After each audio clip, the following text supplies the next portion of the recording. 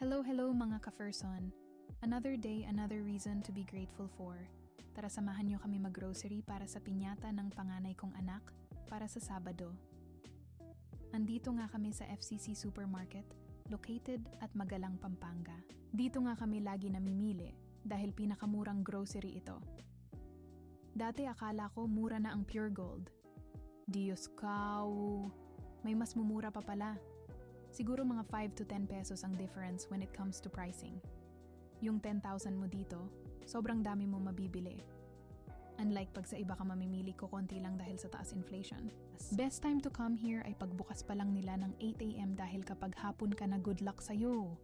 Sobrang dami ng tao ka-Ferson. Akala mo stampede. Open sila from 8 AM until 8 PM. Lahat nga ng kailangan at hinahanap mo andito. Hindi mo na kailangan magpalipat-lipat pa ng store para bumili pa ng ibang bagay. Mapa-appliance, furniture, mattress, gamit sa bahay, name it. Thank me later. Pagtapos nga namin mamili ay nag-aya kumain ng Jollibee itong asawa ko. Nung una, dapat sa iba na lang. Dahil walang parking sumakto aalis na kami may aalis. Meant to be aba Nung una nag-order ako ng tapsilog, kaya lang, maya-maya nag-change mind ako.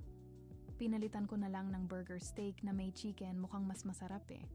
Saka trinay ko na din itong bagong chicken Philly with pepper cream sauce chuva.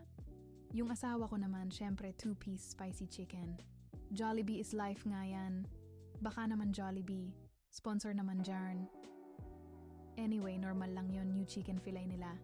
6 out of 10 mga ka-Ferson.